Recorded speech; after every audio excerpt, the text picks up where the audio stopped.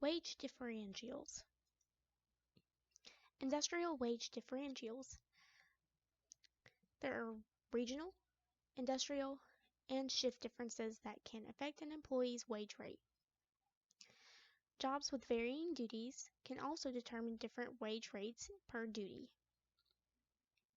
There are 3 interrelated factors to explain industrial wage differences. Number 1 is the degree of competition or monopoly in the product market. Number 2, the value added by workers in a particular industry. And 3, the percentage of the total cost that labor costs percentage. Value added is the contribution of factors to production in the value of the final product. Degree of labor intensiveness is a measure of the proportion of total operating costs comprised of labor costs. Job evaluation. This is a systematic process for defining the relative worth of jobs within an organization in order to establish internal relativities and provide the basis for designing an equitable grade structure. This can be found on page 329. Job evaluation is showing the objectives, the structures, and authority and organizational relationships in a business. The 3 methods used to evaluate a job are ranking, classification, and point system. What is ranking method? This is a method that ranks jobs from most valuable to least valuable to a firm's success. What is classification method? This groups jobs into categories to determine the pay range or pay grade for each job. Point system method. This method compares jobs to a predetermined rate scale that is used to measure each job factor. Job factors. These include skills, effort, responsibility, and working conditions. Typically, people are hired with the minimal amount of requirements. This is because, although it would be best to have someone with a degree or a lot of experience, generally the organization does not want to pay the wages needed for those people. Job analysis.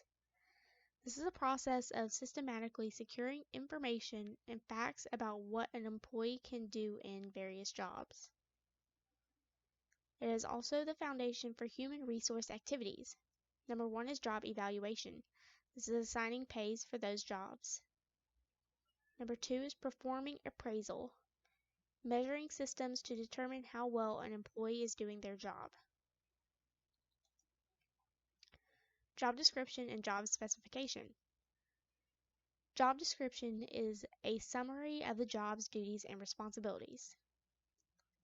Job specification includes the personal characteristics, licenses, and educational background that an employee must possess to successfully hold a given job.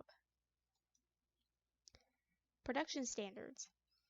This refers to the amount of work that the employee is expected to do that is consistent with workman quality, operational efficiency, and working capacities. These also determine the wage incentives for individual employees or groups of employees. Typical contract provisions. The structure and design are included in the contracts, even though specific details may not be included. Some contracts include provisions, time studies, and involvement of unions. Piece rate. This is one in which employees are paid for the number of pieces or jobs completed.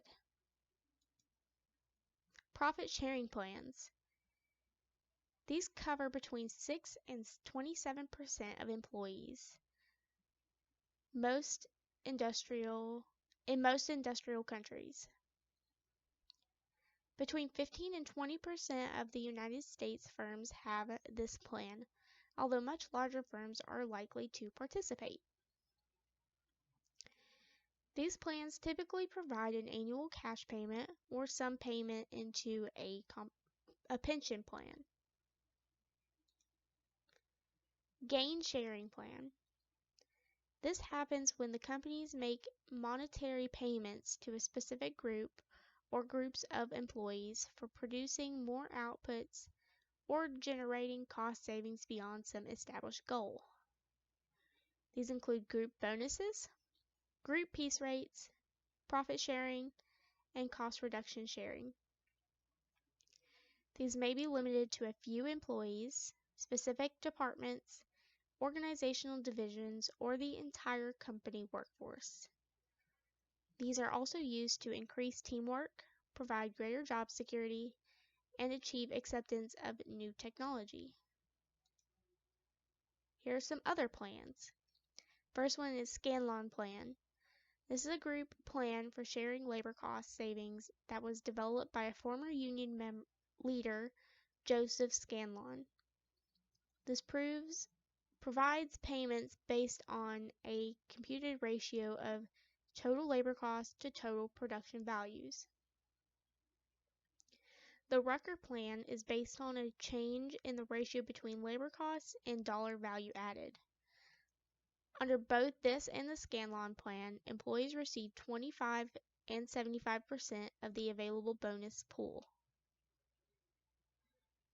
Per share plan uses traditional work measurement standards for selected base periods. Skill-based pay. This bases compensation on the skill or knowledge an employee possesses that are valued by the employer. 60% of Fortune 1000 firms have reported using SBP, even though it typically applies to only 20% of employees. Some companies that use SBP are GM, which is General Motors, Ford, AT&T, Maxwell House, Toyota, and etc. And here's my reference page. Thank you.